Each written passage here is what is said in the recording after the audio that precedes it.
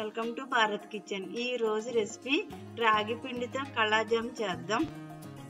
ఈ రాగి పిండి జల్లించి తీసిన రాగి పిండి మెత్తటి రేగుతో జల్లించుకోవాలి. స్టవ్ మీద కుక్కర్ పెట్టాను. ఇది ఒక దళసరిగా ఉన్న గిన్నె పెట్టుకోవాలి. నా దగ్గర ఈ కుక్కరు దళసరిగా ఉందని అది పెట్టాను. కాగి చల్లారిన పాలు, ఈ పాలు పోస్తున్నాను. తొరకలు అవి లేకుండా వడపోసుకోవాలి. ఇప్పుడు మనం కొద్దిగా నెయ్యి వేసుకుందాం. నెయ్యి వేస్తున్నాను, ఒక 1/2 టీ స్పూను. పాలు కొంచెం వేడెక్కాలి. పాలు మరుగుతున్నాయి. స్టవ్ ఆపేస్తున్నాను. ఆపేసి మనం తీసుకున్న పిండి ఉంది కదా, పిండి వేసేసుకుందాం. కొంచెం కొంచెంగా వేసుకుందాం.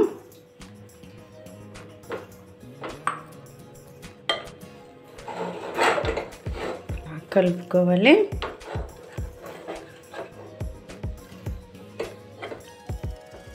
పళ్ళెంలో వేసుకుందాం ఈ పిండిని. పిండి చల్లారిపోయింది. పిండిని బాగా కలుపుకుందాం. పిండి మీకు గట్టిగా అనిపిస్తే కాగి చల్లారిన పాలు ఉంటాయి కదా, మళ్ళీ పోసుకోవచ్చు. చిక్కని పాలు ఉండాలి. పాలు బాగా కాసుకుంటే కప్పున్నర పాలు ఒక కప్పు అయ్యేలా కాసుకోవాలి. పలసగా ఉంటే, చిక్కనే అయితే మరిగితే సరిపోతుంది.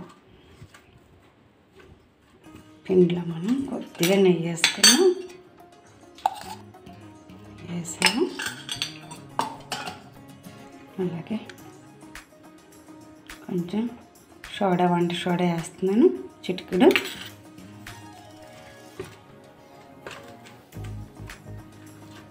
మనం పాకం పట్టేసరికి పిండి బిగుసుకుంటుంది కదా, 1 స్పూన్ పాలు పోస్తున్నాను.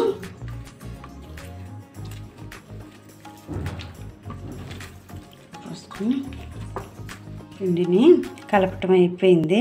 ఒక గిన్నె మూతేస్తున్నాను. ఇప్పుడు పాకం పట్టుకుందాం. 1 గ్లాస్ పంచదార పోస్తున్నాను.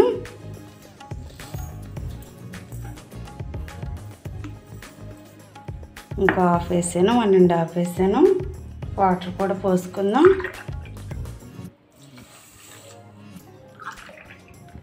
పంచదార ఎలా వేసానో వాటర్ కూడా అలా పోస్తున్నాను. గ్లాసున్నర పంచదారకి గ్లాసున్నర నీళ్ళు. స్టవ్ మీద దాకా పెట్టాను. మనం పంచదార వేసుకున్న దాకా స్టవ్ అంటించాను. కలుపుకుందాం. ఒక 2 యాలకులు వేస్తున్నాను. యాలకులు వలిచేసి వేసేసాను. పాకం తీగ పాకం అవసరం లేదు. కొంచెం జిగురు వస్తే ఆపేసుకోవచ్చు. ఇలా పట్టుకుంటే జిగురుగా ఉంటే సరిపోతుంది. కట్టేస్తాను స్టవ్. ఇప్పుడు మనం చిన్న చిన్న కణుకులుగా చేసుకుందాం. ఈ సైజు తీసుకుందాం పిండి. ఒకసారి చేతులు వేసుకుని బాగా మెదుపుకుంటే చాలా బాగా వస్తాయి.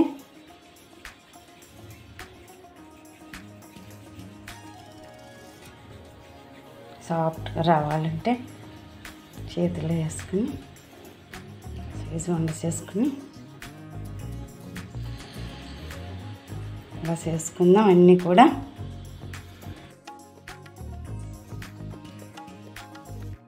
స్టవ్ మీద మూకుడు పెట్టి ఆయిల్ పోసాను. ఇప్పుడు వేపుకుందాం. ఆయిల్ మరీ ఫుల్గా అక్కర్లేదు. వేస్తున్నాను ఒక్కొక్కటి.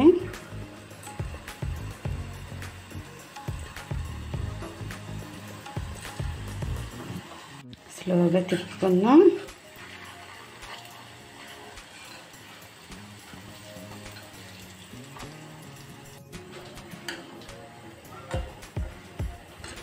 వేగేంత వరకు 4 వైపులా తిప్పుకుంటూ ఉండాలి.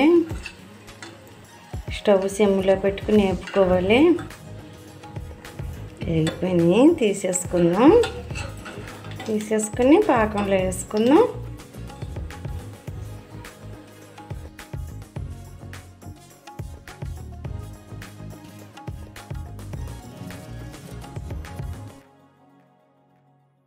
కలాజాములు వేపుకున్నాయి పాకంలో వేసేసాను.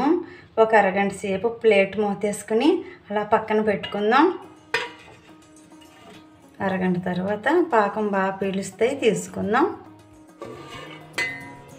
కలాజాము పాకం పీల్చేసి ఒక బావిల్లో వేసుకుందాం. రాగిపిండితో చేసిన కలాజాము రెడీ అయిపోయి.